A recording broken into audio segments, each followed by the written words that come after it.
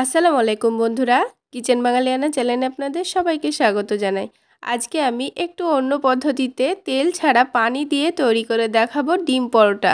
এটা খেতে যেমন সুস্বাদু তেমন কিন্তু অনেকটাই নরম। তাছাড়া কোনো রকম বেকিং পাউডার, টক দইয়ের ঝামেলা নেই, শুধুমাত্র ময়দা আর ডিম থাকলেই ঝটপট বানিয়ে নেওয়া যায় আর খেতেও কিন্তু দুর্দান্ত হয়। তাহলে বন্ধুরা রেসিপিটি সম্পূর্ণ দেখতে থাকুন, আশা করছি আপনাদের অনেক ভালো লাগবে।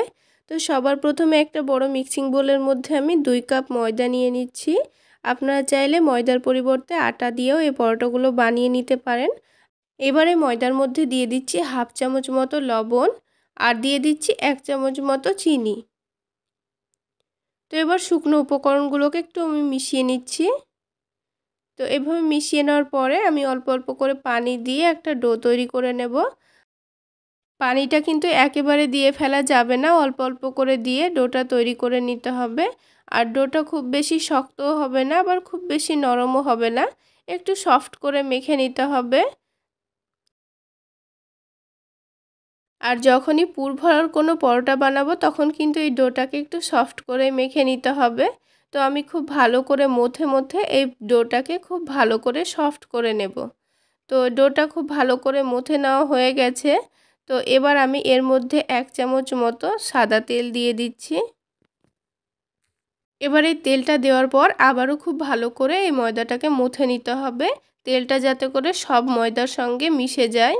তো খুব ভালো করে মথে নেওয়ার পর এটার ওপর থেকে একটু শুকনো ময়দা ছিটিয়ে দিয়ে আবারও খুব ভালো করে এটাকে মথে নিয়ে আমি 10 মিনিটের জন্য এটাকে রেস্টে রেখে দেব। ততক্ষণে কিন্তু ডিমের পুরটা তৈরি হয়ে যাবে। তো ডিমের পুরটা তৈরি করে নেওয়ার জন্য একটা প্যানের মধ্যে আমি দিয়ে দিচ্ছি অল্প করে একটু সাদা তেল। তো এবার তেলটা গরম হয়ে গেলে এখানে দিয়ে দেব আমি পেঁয়াজ কুচি। তো পেঁয়াজটাকে আমি একটু লাল করে ভেজে নেব। তো বন্ধুরা পেঁয়াজটা কিছুক্ষণ নাড়াচাড়া করার পর দেখুন অনেকটাই লাল হয়ে গেছে। এবার আমি পেঁয়াজটাকে চারিদিকে একটু সরিয়ে মধ্যেখান ফাঁকা করে দিচ্ছি। আর দুটো ডিম আগে থেকে বাটির মধ্যে ভেঙে রেখেছিলাম, সেই ডিম দুটোকে আমি এখানে তেলের মধ্যে দিয়ে দিলাম। এবার ডিমটাকে হালকা একটু নাড়াচাড়া করে দেব, দিয়ে এর মধ্যে আমি কিছু গুঁড়ো মশলা দিয়ে দেব। তো ডিমটা ভাজা ভাজা হওয়ার আগে কিন্তু আমি এখানে গুঁড়ো মশলাটা দিয়ে দেব। তো এখানে গুঁড়ো মশলার মধ্যে আমি নিয়ে নিয়েছি স্বাদ মতো লবণ, লাল মরিচের গুঁড়ো, ভাজা জিরা গুঁড়ো আর চাট মশলা। তো এই মশলাগুলোকে অল্প অল্প করে ছিটিয়ে দিতে হবে এইভাবে করে, যাতে ডিমের চারিদিকে খুব ভালোভাবে ছড়িয়ে যায়। তো এভাবে করে আমি সবগুলো মশলা দিয়ে দিচ্ছি। তো সবগুলো মশলা চারিদিকে এইভাবে ছিটিয়ে দিয়ে দিয়েছি। তো এবার এই ডিমটাকে একেবারে ছোট ছোট করে কুচি করে নিতে হবে।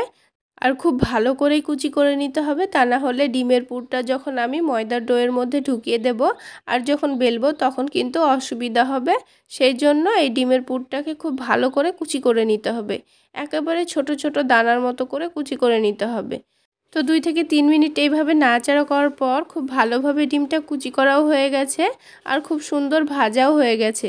এবার এর স্বাদটা আরও একটু বাড়িয়ে নেওয়ার জন্য আমি এখানে 1 চামচ মতো টমেটো সস দিয়ে দিলাম। দিয়ে এবার এটাকে আবারও খুব ভালো করে নাড়াচাড়া করে এই টমেটো সসটাকে ডিমের সঙ্গে মিশিয়ে নেব। তো বন্ধুরা আমার এই রেসিপিগুলো ফলো করে যদি আপনারা বাড়িতে তৈরি করে খান আর যদি ভালো লাগে তাহলে প্লিজ একটা লাইক দিয়ে শেয়ার করে দেবেন।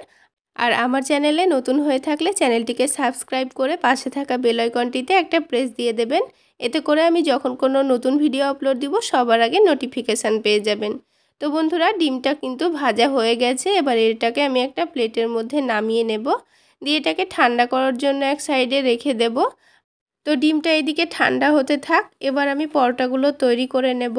তো এদিকে 10 মিনিট হয়ে গেছে, এবার আমি এই ডোটাকে আবারও একটু খুব ভালো করে মথে নেব। তো দেখুন ডোটা কিন্তু আগের থেকে অনেকটাই নরম হয়ে গেছে। এবার ওপর থেকে একটু শুকনো ময়দা ছিটিয়ে দিচ্ছি। এবার এই ডোটাকে খুব ভালো করে মথে নেব। তো এবার এই ডোটা থেকে আমি লেচি কেটে নেব। আর লেচিগুলো কিন্তু খুব বেশি ছোট না, আবার অনেকটা বড় করেও কাটবো না। যেভাবে রুটি তৈরি করার জন্য লেচি কেটে থাকি তার থেকে একটু বড় করে লেচিগুলো কেটে নিয়েছি। তো লেচিগুলো একটা নিয়ে আমি বাকি লেচিগুলোকে ঢেকে রেখে দিয়েছি। এবার হাত দিয়ে চেপে চেপে লেচিটাকে একটু বড় করে নিয়েছি। এবার এর মধ্যেখানে ডিমের পুরটা রেখে দিয়ে এবার এর মুখটাকে এভাবে করে বন্ধ করে দিচ্ছি। আপনারা আপনাদের সুবিধা মতো করে বন্ধ করে নেবেন। তো মুখটা একটু হাত দিয়ে ভালো করে চেপে বন্ধ করে দিতে হবে, তা না হলে বেলার সময় কিন্তু ডিমের পুরটা বেরিয়ে যেতে পারে। তো খুব ভালো করে মুখটা বন্ধ করে দিয়ে এবার এটাকে বেলে নেব। তো বেলার জন্য ওপর থেকে আমি একটু শুকনো ময়দা ছিটিয়ে দিয়ে বেলে নিচ্ছি। আপনারা চাইলে তেল দিয়েও বেলে নিতে পারেন। তো এটা আমি বেলার আগে হাত দিয়ে একটু চারিদিকটা চেপে দিয়েছি, এতে করে ডিমের পুরটা চারিদিকে ছড়িয়ে যাবে। আর বেলার সময় অবশ্যই আলতো হাতে বেলতে হবে, তা না হলে কিন্তু পুরটা একটু যদি বেরিয়ে যায় তবে কিন্তু এই পরোটাগুলো ফুলবে না। তো এবার এর ওপর থেকে হালকা করে আমি একটু পানি লাগিয়ে দিচ্ছি, কারণ আমি এর মধ্যে একটু সাদা তিল আর অল্প একটু কালো জিরা দিব।